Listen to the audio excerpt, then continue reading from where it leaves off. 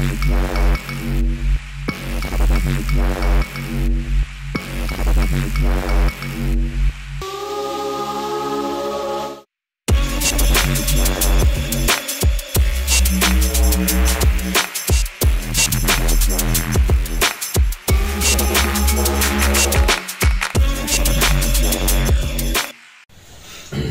ngobrol apa kita hari ini, bro? Kita obrolin yang ringan-ringan aja. Wah, Halo, selamat datang di podcast Gereja Tongkrongan. Bersama saya Christian Oksa, Kak Rinto di depan saya yang akan menemani kita ngobrol nongkrong malam hari ini. Wah, siap. Di sini malam ya, jadi malam. Kalau di tempat kalian lagi nonton acara kita di siang hari, di sore hari, kita rekomendasikan nontonnya malam supaya vibe-nya nyambung sama vibe-nya kita gitu. Betul.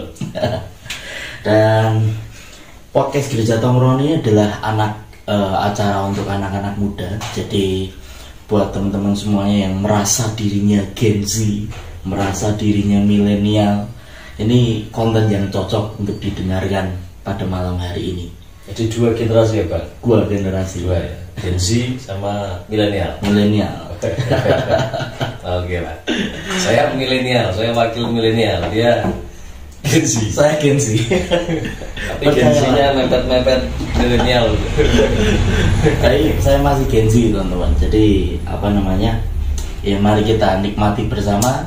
Kita nongkrong, Anda nongkrong, tapi kita bisa ngobrol santai dan supaya ada penambahan wawasan untuk Anda semuanya. Oke, Kak Rinto. Wah, gimana ini? Ini sudah ada beberapa pertanyaan yang mungkin ini menjadi keresahan anak-anak muda di zaman sekarang, Kak Rinto. Wah, mantap ini ya. Tapi ya kita ngobrol santai aja, boleh sambil ngopi. Wah, ya, silakan diminum dulu. Mari ngopi, bro. Jadi buat temen-temen di rumah, mumpung masih awal-awal, sekalian bikin kopi ya, karena kan kita ceritanya nongkrong bareng nih, nongkrong virtual tapi waktunya beda. Ya, Anda bisa nikmati ini kapanpun ya. Tapi baiknya malam-malam ya, biar vibe-nya dapat, suasana berpikir Anda lebih relax ya kan, jadi lebih kena lah semua. Ya. Kak Rinto. Iya, bro. Wah, mantep ini.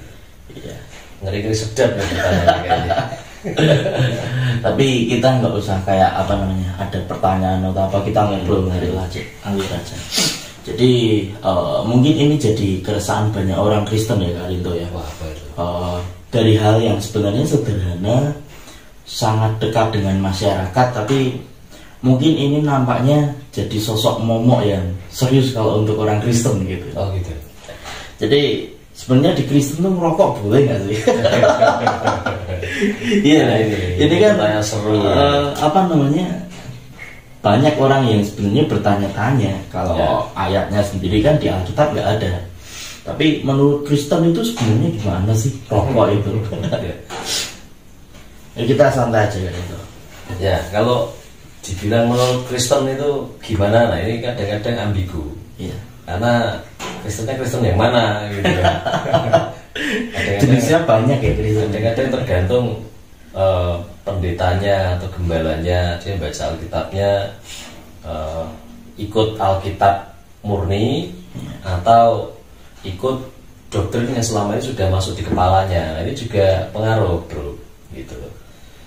Nah, sebenarnya sama-sama Kristen sih gitu. Iya. Cuma ya tergantung tadi, dia tuh menganut Alkitab. Ini saya ada Alkitab manual, Alkitab yang murni, atau doktrin yang sudah melekat di kepalanya. Nah, masalah di situ. Kalau kita ngomonglah di Indonesia saja ya. Kalau di Indonesia itu begini, kurang lebih ya yang kita jumpai di paling tidak di Jawa itu orang Kristen atau gereja-gereja itu gampangnya ya terbagi dua golongan besar. Yang satu golongan karismatik, yang satu lagi golongan ortodok atau golongan konvensional lah, Kristen yang lebih mengedepankan tradisi dan sebagainya. Nah, menurut kedua belah pihak, nah ini ada perbedaan. Kalau yang menurut kita ngomong yang ortodok dulu, yang mungkin gereja-gereja daerah ya, gereja Jawa, gereja Mennonite dan sebagainya yang menganut sistem masih kuat dalam tradisi. Beberapa merasa rokok boleh-boleh aja tuh kalau orang ortodok. Bahkan pendetanya banyak yang merokok. Banyak yang merokok gitu. Boleh-boleh aja. Nah, ini terkait dengan apa? Masing-masing tentu punya dalil ya. Kalau menurut karismatik, ini saya ngomong sebagian besar ya. Tadi sebagian besar ortodok merasa boleh-boleh aja. Jadi suara mayoritas. Tentu nanti kalau disurvei per masing-masing ya akan punya dalil masing-masing tuh para gembalanya. Nah, kalau untuk orang karismatik cenderungnya rokok itu berdosa bro, gitu loh. Nggak boleh tuh, gitu loh. Kenapa? Karena biasanya dalilnya adalah tubuh kita adalah bait Roh Kudus, sehingga nggak perlu dikotori. Kira-kira begitulah. Nah, kalau bro tanya sama saya ini bukan pecinta rokok, bukan pula perokok. Sekarang ya, dulu pasti pernah rokok, anak muda kok ya kan, maksudnya laki-laki pernah rokok, tapi sekarang bukan perokok, dan juga saya juga tidak di-endorse merek rokok apapun. Cuma kalau ada yang mau endorse ya boleh-boleh aja. Kita taruh di sini. Mau endorse apa? Rokok, masuk silakan. Bir boleh ya? Masuk bir. Kita tidak ada yang anti kita. Mau yang tabu-tabu silakan lah gitu ya, dianggap tabu. Kondom masuk. Selama bayar. Bayar endorsementnya masuk. Kita tidak sortir kita. Mana aja. Nah, saya ulangi ya. Kita sekali lagi tidak ada janjian dengan merek apapun atau ada embel-embel apapun. Saya murni ingin menjelaskan. Jadi soal rokok itu, kalau Anda baca di Alkitab, saya berani bertaruh tidak ada rokok di Alkitab. Gitu. Tidak ada. Gitu. Nah, jadi urusan rokok itu Alkitab tidak ngomong dosa atau tidak. Gitu loh. Di situ tidak diomongin. Nah, jadi kalau ada hamba Tuhan yang ngomong bahwa rokok itu dosa, saya berkata dalilnya mana? Oke. Jadi gantian ditanya ya. Iya, gantian saya juga hamba Tuhan. Iya. Ya kan? Tapi kalau dia berkata rokok itu dosa, ya saya ngomong, nah dalilnya mana? Ayatnya di mana? Tertulisnya seperti apa? Nah, kadang-kadang itu tadi yang saya bilang, bahwa orang kalau ngomong soal rokok itu, kalau di benaknya sudah ada doktrin masa lalu yang ngomong itu dosa, walaupun di Alkitab nggak ada nyebutin itu dosa, tetap aja dia bilang dosa. Nah, ini kan repotnya di situ. Dan kadang-kadang yang gini-gini itu dikasih tahu, itu tuh nggak ada ayatnya loh, marah dia. Kayak udah punya doktrin sendiri. Nah, itu yang repot. Percayalah begini, bro, saya ini backgroundnya pernah di ortodok, pernah karismatik juga sampai sekarang. Saya pun juga berasal dari pengajaran-pengajaran yang mengatakan rokok itu dosa. Gitu. Berangkat dari sana saya. Dulu saya mempercayai itu, bahwa rokok itu dosa. Tapi begitu saya memutuskan untuk belajar Alkitab, dan istilahnya tuh benak saya ini mau saya bersihin dari doktrin-doktrin yang nggak sesuai. Saya coba pelajari ini, yang saya lihat tidak ada sama sekali tuh ngomong soal rokok. Jadi ibarat ya sudah, mau rokok apa enggak, it's fine gitu loh.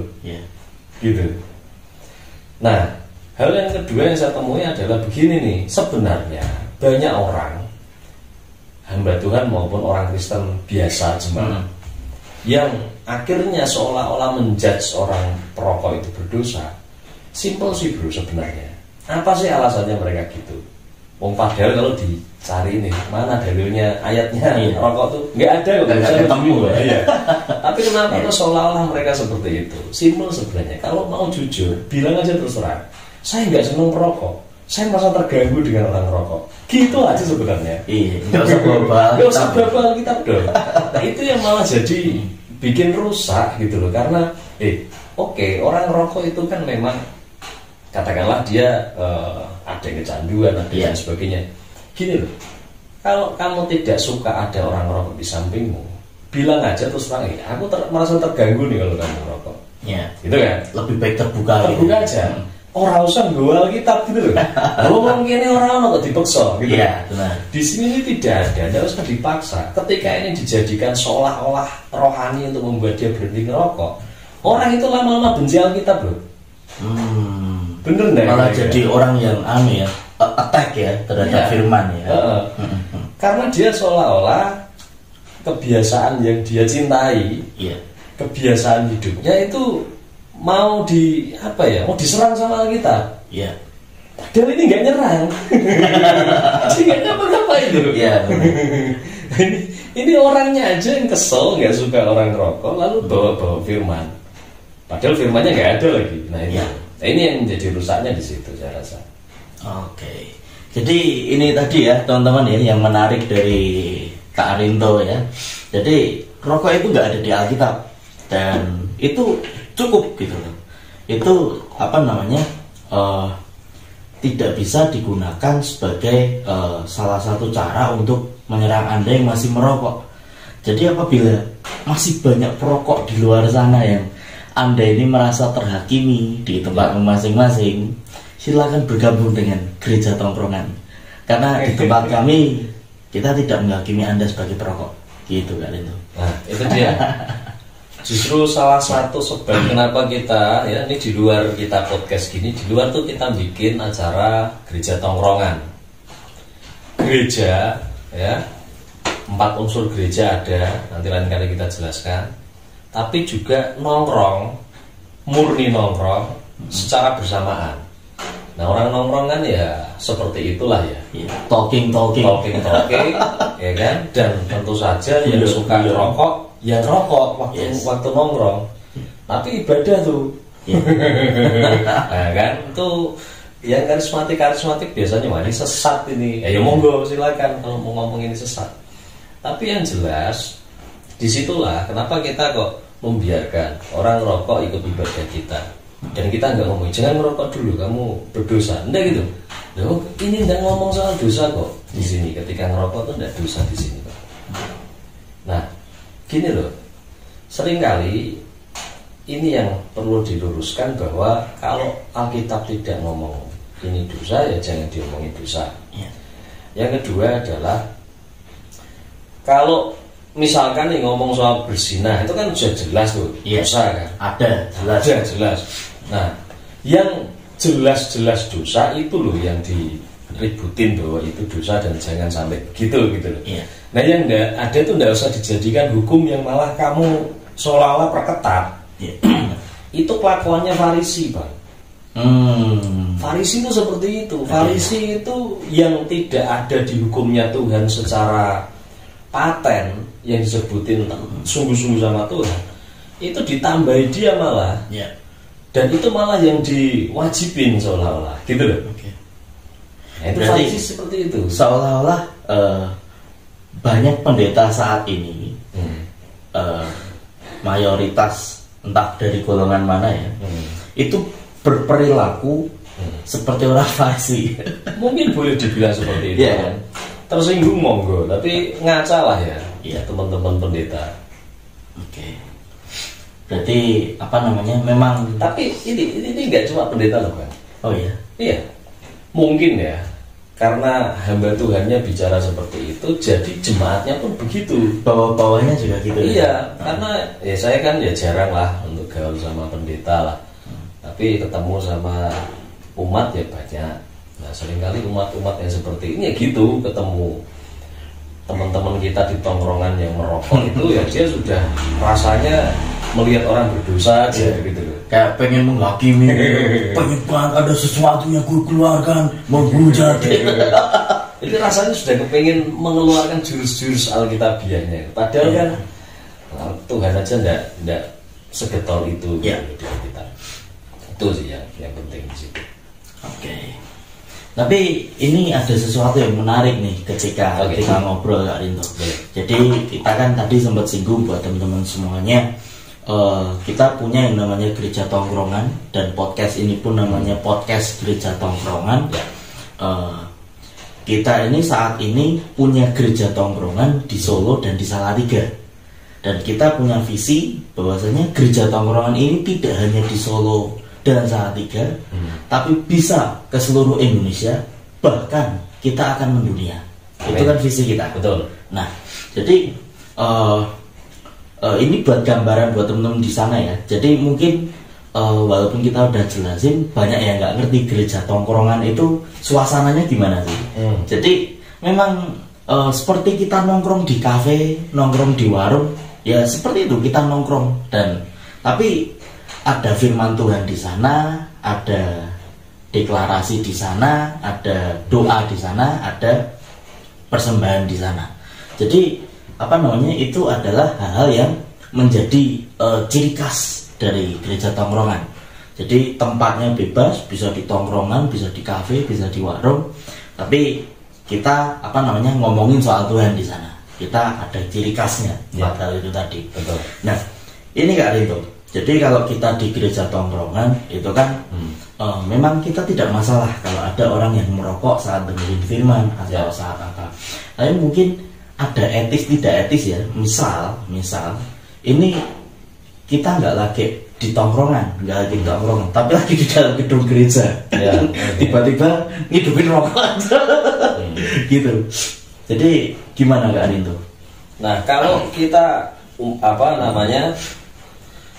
duduk persoalannya adalah dalam gedung ya. Iya. Nah, kalau dalam gedung itu otomatis ya kan, ketika Anda merokok, otomatis kan namanya sirkulasi udara dalam gedung itu hanya di situ-situ aja. Sedangkan dalam gedung, kita ngomong gedung itu kan ada banyak orang. Kita nggak tahu ada yang suka merokok atau tidak. Tentu 50-50 lah, yang suka berapa, yang nggak suka berapa. Nah, secara etis memang tidak dianjurkan. Sebaiknya ya jangan. Kenapa? Nah, umpama nih, itu banyak yang tidak suka merokok, kita kan nggak tahu. Tiba-tiba Anda merokok, terus kemudian mereka merasa terganggu. Namanya dalam gedung merasa terganggu, dia juga mau negur juga tidak enak karena dalam gedung orang banyak. Dia nahan diri kan pasti kan. Nah, dia nahan diri, kemudian tapi dia gara-gara terganggu dengan rokok itu, terus dia tidak bisa mendengar firman Tuhan. Nah, berarti kan efeknya negatif buat orang lain selain dia, begitu. Nah, jadi ya mending tidak usah. Kalau di tongkrongan ya sebenarnya sama prinsipnya, prinsip itu sama dimanapun. Ya, kita juga kan kalau misalkan Anda pergi ke dimanapun lah, entah di tempat yang ramai maupun di mana, itu kan kita ngerokok tuh ya lihat-lihat orang merasa terganggu nggak kalau Anda ngerokok. Makanya sampai ada kadang-kadang di sebuah public area ada tempat khusus perokok. Kenapa? Karena jangan sampai mengganggu yang lain. Sebenarnya itu doang alasannya. Kita kalau mau yang suka ngerokok itu, kalau kamu ngerokok ya lihat-lihat orang sekitarmu terganggu nggak. Kalau orang sekitarmu terganggu ya kamu nyingkir. Ibarat seperti itu. Sadar diri. Gitu. Dalam tongkrongan juga sama. Memang kami tidak akan menjudge Anda kamu dosa kalau ngerokok gitu. Tapi ya tetap silakan etika itu dipakai gitu loh. Jadi jangan mentang-mentang di sini boleh kita tidak menghakimi orang perokok itu berdosa, maka enaknya kamu merokok gitu loh. Ya yang lain itu terganggu enggak? Gitu aja sih gitu loh. Nah, itu yang penting. Jadi alasan merokok boleh apa tidak sebenarnya itu soal etis sebenarnya. Lalu misalkan ngomong, tapi kan itu merugikan diri sendiri misalkan begitu. Ginilah, kita jangan menyebut yang merugikan diri sendiri itu dosa. Nek soal merugikan diri sendiri itu banyak sekali. Nggak cuma rokok. Kamu tidur larut malam itu merugikan diri sendiri, betul nggak? Nggak olahraga juga. Nggak olahraga juga merugikan diri sendiri. Kamu makan makanan yang terlalu pedas, suka yang terlalu pedas, itu juga merugikan diri sendiri. Gitu. Dan banyak hal. Nah, masa semua yang merugikan diri sendiri, ya kan? Asalkan itu merugikan diri sendiri, tidak ada ayatnya sekalipun, kita akan sebut itu berdosa. Kan gitu kan logikanya, kalau mau sebut rokok itu berdosa karena merugikan diri sendiri. Ya nggak bisa gitulah, gitu loh. Nah sebenarnya itu sih, itu yang jadi masalah banyak orang ya seperti itu. Iya. Jadi memang tadi dikatakan oleh Kak Rinto ya, merokok itu tidak berdosa, tapi juga pakai otak gitu ya. Ya. ngelihat situasi. Kasarnya kan gitu ya. Gambarannya. Tapi pakai otak gitu. Ya, siap gitu. Dan apa namanya, mungkin sebenarnya situasi yang mau tak gambarkan gini sih Kak Rinto. Jadi buat para perokok di luar sana yang sebenarnya kamu itu cinta Tuhan, kamu suka dengar firman, ini penting, ya kan? Tapi kamu nggak betah kalau di gereja, karena kan kalau di gereja kamu nggak bakal bisa ngerokok, masalah etis dan tidak etis tadi. Tapi ketika di gereja tongkrongan, ketika kamu melihat situasi yang lain bisa untuk menerima kamu merokok, dan ini adalah ini adalah sebuah ekosistem yang cocok buat kamu untuk bergabung gitu. Betul. Jadi ini tadi dijabarkan seperti demikian oleh Kak Rinto supaya buat Anda punya gambaran nantinya kalau memang mau ke gereja tongkrongan, lu tuh bisa dengar firman sambil merokok. Bayangkan senikmat itu gitu loh. Jadi kalau buat kamu yang otaknya nggak jalan nih kalau nggak ngerokok, tapi pengen dengar firman, ya ayo bersinergi badan kita gabung ke gereja tongkrongan. Ya. Kalau perlu bikin gereja tongkrongan di kotamu lah. Iya. Jadi kalau di tempat kita yang ada saat ini kan cuma di Salatiga dan di Solo. Ya. Tapi kalau kamu tertarik dengan wah gereja tongkrongan kayaknya menarik nih, kamu pengen bikin sendiri di sana, kita bantu. Ya. Jadi kita akan fasilitasi supaya kamu bisa bikin gereja tongkrongan di tempatmu. Gitu, Kak Rinto. Betul. Jadi nanti Anda merasakan vibe-nya gereja tongkrongan seperti apa sih, ibadah kok boleh ngerokok gitu ya. Silakan lihat saja. Nah ini juga adalah kenapa kita bikin gereja tongkrongan. Ini adalah sebuah solusi untuk zaman ini, karena kita melihat Tuhan itu ketika ingin mengumpulkan orang-orang, terutama orang-orang berdosa di luar sana, untuk bisa dicerahkan, untuk bisa dibersihkan dengan firman. Yesus itu nggak ribet-ribet dulu, bro. Ya kan? Iya. Pertama Tuhan ngomong, dia waktu kumpul sama orang-orang pemungut cukai, pelacur dan lain sebagainya, orang Farisi lihat dia ngomong, kamu tuh guru, kamu itu rabi, tapi kok kamu kumpulnya sama orang berdosa gitu kan? Tuhan jawab, aku datang bukan untuk orang benar, tapi untuk orang berdosa supaya mereka bertobat dan diselamatkan. Dia ngomong gitu, ada ayatnya. Nah, dia bahkan menggambarkan dia itu sebagai seorang dokter atau tabib. Dia bilang, yang butuh tabib itu bukan orang sehat tapi orang sakit gitu. Nah, Yesus itu datang ya untuk orang sakit seperti itu, orang berdosa seperti itu. Nah kita gereja berarti kan harus seperti itu. Gereja itu didirikan ada atau menjadi sebuah perkumpulan orang-orangnya Tuhan, orang-orang mirip Kristus katanya, orang Kristen. Itu ya berarti ya ada ya untuk orang-orang berdosa. Untuk ketemu sama orang berdosa. Nah kalau agendanya adalah untuk bertemu sama orang-orang berdosa, maka ya perlu dong nongkrong bareng sama mereka. Gitu loh kira-kira. Karena waktu itu Yesus ketika ngomong gitu sama orang Farisi, itu kondisinya adalah beliau sedang nongkrong sama orang berdosa. Gitu loh. Ya, bayangin ada pelacur, ada pemungut cukai dan sebagainya. Coba bayangkan kamu lagi nongkrong, sebelahmu tuh ada PK, ada itu lah ngapain kebiasaan mereka? Itu mesti udut lah gitu loh. Ngombe bir gitu ibaratnya.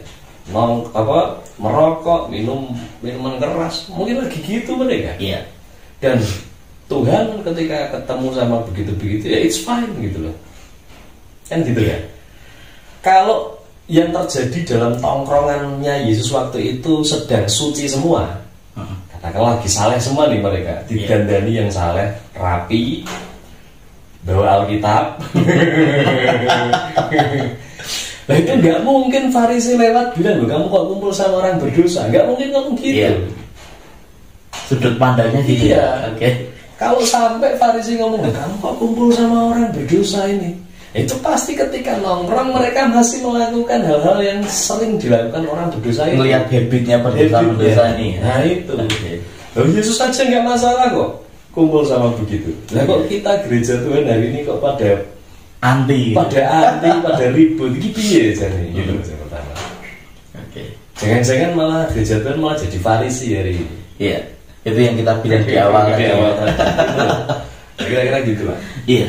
Jadi cukup unik sih sebenarnya, walaupun apa yang kita bikin ini hikmatnya baru-baru aja ya, tapi sebenarnya apa yang kita buat gereja tongkrongan ini tuh benar-benar ngikuti apa yang dilakukan Yesus gitu. Ya. Jadi guru kita, rabi kita, influence ya, kita terinfluence itu dengan Yesus. Jadi saya mau mengatakan bahwasanya kalau ada orang-orang di luar sana, orang Kristen, pendeta atau orang yang bukan Kristen bahkan ngomong ketika Anda dengar podcast ini terus Anda bilang kok ada gereja ngizinin orang rokok, ngizinin orang dan lain sebagainya pas lagi ibadah, kita ini ngikutin apa yang dilakukan Yesus. Ya. Jadi kalau Anda bilang menghakimi kita gereja tongkrongan, artinya Anda juga lagi menghakimi Yesus. Ya. Itu dia. Jadi itu yang harus kita mengerti bersama bahwasanya hal yang seperti ini tuh nggak sesat gitu loh. Ya. Jadi kita mau tegaskan di awal, kita tuh ngerti influence-nya siapa, Yesus. Dan kita straight, kita ngikutin apa yang ada di Alkitab. Kalau Alkitab ngomong nggak boleh, ya nggak boleh. Kalau Alkitab tidak nulis itu nggak boleh, ya kita nggak akan ngomong nggak boleh gitu loh. Jadi buat di luar sana orang-orang yang mungkin ngiranya aneh, ada gereja tongkrongan sesat dan lain sebagainya, gereja kok nongkrong dan lain sebagainya, kalian juga lagi ngatain Yesus, gitu aja sih. Betul sekali. Dan yang menarik begini bro, ini juga teman-teman perlu tahu. Jadi kita coba bayangkan masa itu ya, ketika Yesus ketemu sama katakanlah para pendosa, pelacur, pemungut cukai dan sebagainya. Nah, Yesus yang adalah si guru, si pencerah dan everyday yang dia bikin adalah mujizat-mujizat. Berarti kan levelnya pengajar tingkat tinggi ya. Ketika ketemu sama orang berdosa itu diajak nongkrong. Nah, orang-orang berdosa ini sebelum mereka kenal Yesus, mereka taunya seorang pembawa firman, seorang guru, seorang rabi. Itu seperti Farisi itu, yang jubahnya maha indah, duduk di tempat terhormat, kalangan-kalangan yang kalangan kalau bahasa Jawanya priayi, cendekiawan, yang jubahnya tidak boleh kotor kan gitu kan. Ketika mereka melihat dulunya seperti itu, nah ini dalam kondisi berdosa mau ketemu itu, waduh bro, itu belum ketemu aja udah rasanya terhakimi gitu loh. Gitu kan. Tiba-tiba ketemu orang yang justru malah levelnya di atas para cendekiawan tadi itu, malah begitu low profile, nemui mereka, ngajak yuk kumpul yuk gitu, dan itu selalu mau bawa minuman lo boleh gitu-gitu. Itu kan coba bayangin apa yang ada dalam pikiran orang-orang berdosa ini. Saya yakin begini sih, karena saya juga pernah menjadi orang berdosa lah. Tentu dosa saya barangkali tidak sekeren-keren kawan-kawan lah begitu. Saya yang cukup alim-alim lah sebenarnya, nggak terlalu ini. Tapi sebagai orang berdosa, lihat orang dalam level tinggi seperti itu tiba-tiba ngajak nongkrong dan kita masih boleh bawa budaya kita, itu kita langsung tiba-tiba gila, kok asik ya gitu. Iya sih. Mereka akhirnya akan melihat bahwa waktu ketemu nih ngomong-ngomong soal Tuhan, mereka akan jadinya ngerti bahwa ternyata Tuhan asik ya. Nggak kayak yang kami bayangkan selama ini yang begitu kaku, menakutkan, nggak fun dan serba salah gitu loh. Nah, ini pentingnya bro.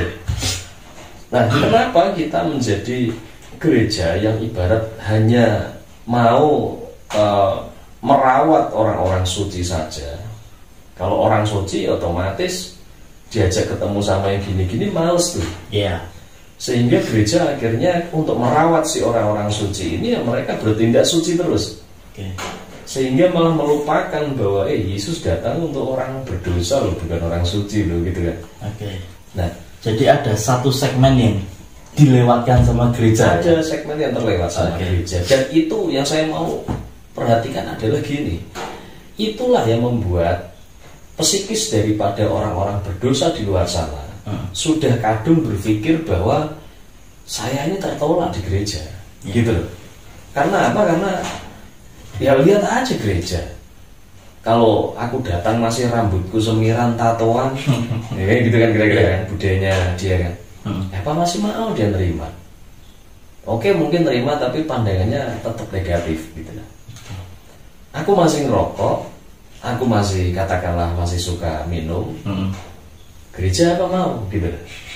Secara psikis mereka nggak nyaman loh.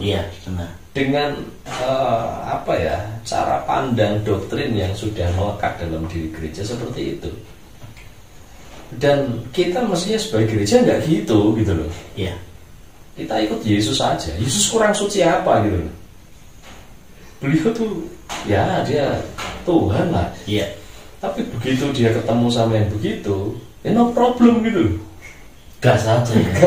Tanpa harus kamu harus suci dulu baru ketemu saya. Kayak gitu loh. Dan kalau dia nyuruh orang suci dulu baru ketemu dia, ngapain dia jadi manusia? Betul nggak kira-kira? Jatuhnya sama kayak Farisi nanti ya.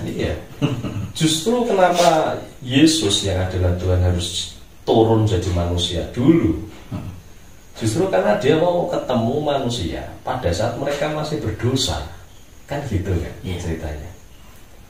Supaya dia bisa memperkenalkan logika surga kepada orang berdosa ini, ya dia mesti ketemu mereka pada saat mereka berdosa gitu kan. Bukan nunggu mereka suci dulu. Nah itu kan kegagalan hukum Taurat kan gitu. Nunggu orang suci dulu baru ketemu Tuhan gitu. Nah masa kita, kalau aku melihat gereja hari ini tanpa disadari, kalau mereka mau jujur, mereka sudah menjadi seperti hukum Taurat. Orang mesti suci dulu, lepas dari rokok dulu, berhenti melakukan dosa ABCD, barulah kita berkawan menjadi teman gereja. Baru begitu. Nah ini yang kurang baik. Saya ngomong begini tuh, orang kalau dikasih tahu seperti ini, mereka pasti akan menyangkal, enggak kok, kami membuka diri kok untuk orang-orang berdosa kok. Ya secara normalitasnya begitu, normatifnya begitu. Tapi ada kenyataannya, lu nggak benar-benar welcome kok sama orang berdosa. Gitu aja gitu. Nah, itulah kira-kira seperti itu. Ini yang menarik Kak Rinto ya, karena kita ini sedang berada di zaman akhir, sehingga kita harus punya taste yang berbeda dari gereja kebanyakan. Jadi gereja tongkrongan ini adalah salah satu taste yang berbeda dari gereja kebanyakan. Karena tadi disinggung bahwasanya gereja kebanyakan itu udah nggak mirip kayak apa yang dilakukan Yesus. Udah banyak yang punya framing sendiri terhadap orang-orang berdosa, walaupun mereka secara verbal tidak akan mengakuinya bahwasanya kita tidak menerima kamu. Mereka nggak akan ngomong gitu, tapi secara tingkah laku, secara sikap pasti ada perbedaan, dan itu pasti dirasakan oleh teman-teman di sana yang masuk ke gereja-gereja tersebut gitu loh. Jadi kita ini memang hadir dengan tes yang berbeda. Nah, Tapi yang jadi pertanyaan seperti ini Kak Rito, untuk nantinya gereja ini bisa berkembang, kan kita juga tidak hanya mengambil segmen yang ditolak oleh gereja-gereja tadi, ya kan? Tapi kita juga mengambil segmen juga untuk orang-orang yang punya potensi, orang-orang yang punya kreativitas, orang-orang yang punya kebrilianan masing-masing. Nah, karena di segmen ini itu adalah segmen kesukaan gereja-gereja besar itu. Ya, mereka melayani orang-orang yang punya value seperti ini karena mereka bisa get something untuk gerejanya gitu. Ada sesuatu yang orang-orang ini bisa berikan untuk gerejanya. Secara nggak langsung gereja itu sedang mendiskriminasi kaum-kaum yang tertolak ini tadi. Tapi kita sebagai tes yang berbeda ini tadi, gereja tongkrongan ini tadi, apakah kita juga bisa mengambil segmen yang orang-orang tertolak tapi juga orang-orang yang potensial gitu. Karena bagaimanapun juga kadang habitnya orang-orang yang tertolak, orang-orang yang masih berdosa dengan orang-orang yang potensial itu berbeda kan? Ya, makanya kadang nggak dikumpulin jadi satu nggak bisa nyambung tuh. Betul. Itu kita sebagai gereja tongkrongan itu menyikapi itu seperti apa? Jadi yang pertama, apakah kita juga bisa ngambil segmen orang-orang yang potensial ini? Terus yang kedua, gimana nih? Supaya gereja tongkrongan bisa jalan, bisa berkembang, tapi dua segmen nggak luput gitu, semua diambil. Gitu. Ya, kalau apa yang dikerjakan Tuhan Yesus, saya melihat itu memang dia bisa merangkul dua-duanya. Nah, caranya gimana? Begini, ingat ketika Tuhan Yesus itu di dunia, dia bukan hanya bertemu sama orang berdosa, tapi dia juga yang ada circle yang lebih dalam, yaitu murid-murid. Nah, jadi apa sih perbedaan ini semua? Gini sih, ketika kita ada wacana untuk menjangkau orang-orang berdosa, maka modelnya nongkrong. Nah, maka yang nongkrong ini adalah sebagai leader-leadernya haruslah orang-orang yang sudah dalam kapasitas tadi yang dibilang murid. Jadi yang sudah punya value-value surgawinya sudah mulai ada. Nah, inilah yang akan kita minta untuk menjadi leader-leader tongkrongan, gitu loh. Nah, jadi tongkrongan ini memang segmen besarnya adalah untuk bertemu sama orang-orang yang masih dalam tanda kutip ada di habit dosa, gitu loh. Nah, tujuannya untuk itu. Kalau kita mau ngumpul sama orang-orang yang ada dalam potensi tersendiri yang sudah punya value yang baik, nah nongkrongnya mesti lain ini. Nongkrongnya apa? Nongkrong seperti murid. Mau dikaderisasi, mau dimuridkan, nah mesti gitu dong. Jadi harus ada level yang berbeda memang. Gini maksud saya. Perbedaan treatment maksudnya. Perbedaan treatment. Begini. Untuk teman-teman yang merasa sudah mulai mengenal Tuhan dan lain sebagainya, sudah memiliki value yang baik, Anda orang yang baik-baik ibaratnya lah.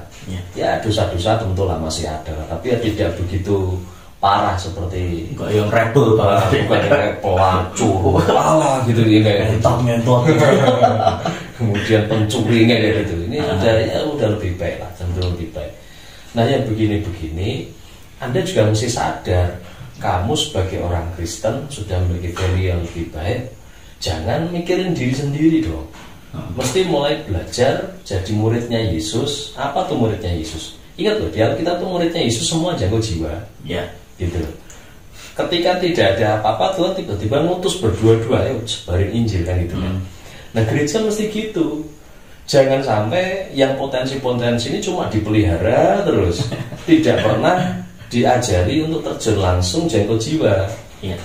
Jadi kalau kita di gereja tongkrongan, mestinya pola pikirnya adalah yang sudah punya potensi, yang sudah mulai kenal Tuhan, yang sudah mulai katanya dimuridkan, ya Anda harus berani untuk terjun ke lapangan, bikin tongkrongan, ketemu sama orang-orang yang belum kenal Tuhan, gitu loh. mesti gitu. Jadi treatmentnya gitu. Jadi di level yang ini tadi mesti ada level murid. Level murid ini mesti ada dia penjangkauan jiwa lewat tongkrongan. Gitu loh. Jadi nanti yang di tongkrongan itu nggak melulu kita terus, Pak. Kita tetap ada, tapi murid-murid kita juga bikin, gitu loh. Sebenarnya sehatnya gitu. Karena yang dilakukan Yesus juga begitu.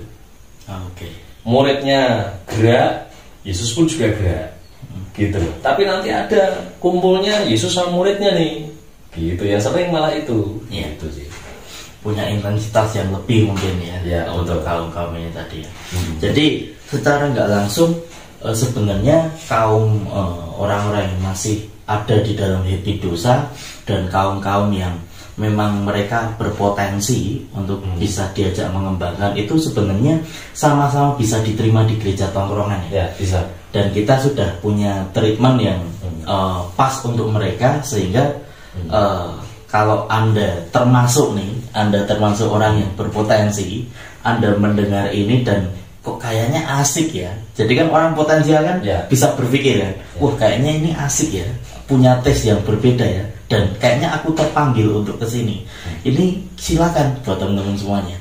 Jadi kita tidak hanya ngambil orang-orang yang masih di dalam happy dosa, tapi untuk anda yang punya value, punya kebrilianan, punya bakat yang bisa dimanfaatkan untuk mengembangkan gereja tongkrongan juga bisa bergabung. Jadi sama saja antara pendosa dan orang-orang yang potensial ini bisa sama-sama berguna di akhir zaman ini. Gitu. Jadi cukup asik nih sebenarnya gereja tongkrongan ini kalau bisa segera launching di banyak kota ya Kak. Wah, mantap. Ya, kita nantikan teman-teman berpartisipasi. Gitu. Ini yang penting ya, bro ya. Jadi gini loh, kita mesti mengajarkan kepada teman-teman yang sudah menjadi anak Tuhan yang baik-baik ini untuk melakukan hal itu, untuk menjemput bola, menjangkau jiwa. Jadi pelakunya ya. Jadi pelaku, menjadi orang yang berinisiatif untuk mengadakan ibadah-ibadah gereja tongkrongan. Yang pertama, zaman sekarang itu orang lebih mudah kumpul itu nongkrong gitu loh. Orang berdosa kok diajak ibadah ke gereja, walah itu tidak akan mau itu. Tapi kalau Anda ajak nongkrong, ayo gitu ya. Nah, pentingnya bagi kita yang nantinya sebagai murid yang melakukan itu, yang menjadi leader gereja tongkrongan atau yang menjadi inisiator gereja tongkrongan. Gini loh, kenapa ini penting bagi Anda? Jangan berpikir bahwa ini kan untuk jiwa-jiwa. Tidak. Bahkan bagi Anda pun sendiri itu penting. Karena orang Kristen, orang Kristen baik-baik nih, kalau sampai dia tidak melakukan aksi untuk jiwa-jiwa, Kristenmu pasti mati.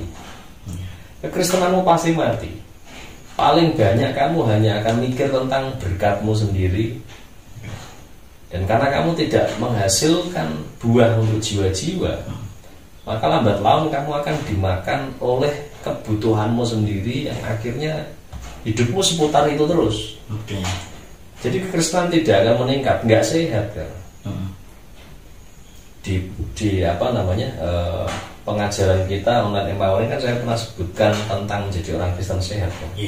Bagaimana dia ada kalanya dia harus belajar dari gembala, dari pendeta, dan mana-mana dia belajar, duduk untuk mendengar. Kemudian dia harus punya partner yang berdiri sama tinggi, diajak gerak bareng. Tapi yang ketiga adalah dia harus punya tempat di mana dia gantian ngajar, dia gantian berdiri, yang lainnya duduk. Nah ini gereja tongkrongan. Jadi murid itu ada kalanya dia diajari, dia ada kalanya gerak bareng sama partner. Untuk apa? Untuk mimpin orang-orang berdosa gantian, gitu loh. Ini sehat. Nah kalau kita nggak pernah lakukan ini jadi masalahnya orang Kristen zaman sekarang. Yang penting ke gereja, happy Sunday kan gitu kan. Bikin story, foto-foto ya, gitu kan. Pokoknya udah ganteng, udah cantik ya kan, foto-foto, lega hati ini kalau sudah ke gereja ya sudah lah. Itu Kristen. Kristen nggak gitu loh. Kristen itu pengikut Kristus. Kristus itu dia itu waktu Yesus di dunia ya, Apakah dia mendengarkan, belajar nggak dia? Belajar. Dia berkali-kali ngomong, makananku ialah melakukan kehendak Bapa. Iya. Berarti dia tiap hari ketika dia doa pagi itu dia mempraktekkan diri sebagai manusia mendengar kehendak Bapa. Iya. Diajar oleh Bapa. Kemudian setelah itu dia gerak. Dia bersama murid-muridnya gerak bareng. Nah, begitu gerak masuk ke tongkrongannya masing-masing ngajar. Iya. Itu dilakukan. Nah, Yesus atau Kristus itu begitu. Kita diminta sebagai orang Kristen ngikuti Kristus hidup caranya gitu. Iya. Nah, orang Kristen sekarang itu belum gitu, malah nggak gitu. Belum Kristen sebenarnya. Orang Kristen itu belum Kristen, bayangkan. Nah, kita orang Kristen ini belum Kristen, tapi pokoknya Kristen lah gitu loh. Nah, Kristen tuh gitu. Nah, kalau Anda belum punya hati untuk jangkau jiwa, ngajar orang lain yang berdosa, Anda belum Kristen. Jadi yang happy Sunday story itu belum Kristen itu. Jadi jangan sebut Anda Kristen kalau Anda belum mengikuti Kristus gitu. Ya, betul. Harus tahu diri lah ya. Tahu diri lah. Jangan merasa aman-aman saja. Jadi mentang-mentang Anda udah nggak merokok, udah nggak suka berzina, udah nggak mabuk-mabukan, terus Anda berani mengatakan diri Anda Kristen, ya nggak gitu juga. Nggak gitu juga. Ada standarnya semua di firman Tuhan gitu. Betul sekali. Jadi ini yang asik nih dari podcast Gereja Tongkrongan. Kita bisa ngobrol ngalir, tapi bisa melucuti banyak hal. Ya. Jadi buat teman-teman di luar sana yang mungkin Anda orang yang ada di segmen sebagai orang Kristen yang masih egois ya, masih makan untuk dirinya sendiri, dapat firman ya untuk supaya kamu diberkati. Dan pokoknya semua hal di dunia ini tuh untuk kamu gitu. Nah, ini juga ada firman Tuhan buat Anda semuanya, cepat-cepat bertobat karena Tuhan Yesus sudah mau datang. Percuma Anda jadi Kristen, ngaku-ngaku jadi Kristen tapi kalau Anda nggak punya buah gitu. Jangan bilang kami ini membela para perokok ya, enggak gitu. Untuk hal ini kita mau meluruskan mana aja yang salah. Ya. Dalam segmen lain pada level tertentu, barangkali kalau Tuhan mengizinkan, saya akan bicara pada orang-orang yang sudah kecanduan rokok. Nah, tunggu aja tanggal mainnya. Ada dong, yang itu juga ada yang harus diluruskan gitu. Oke. Terima kasih Kak Rinto untuk obrolannya malam hari ini. See you di podcast Gereja Tongkrongan episode selanjutnya. God bless you kawan-kawan.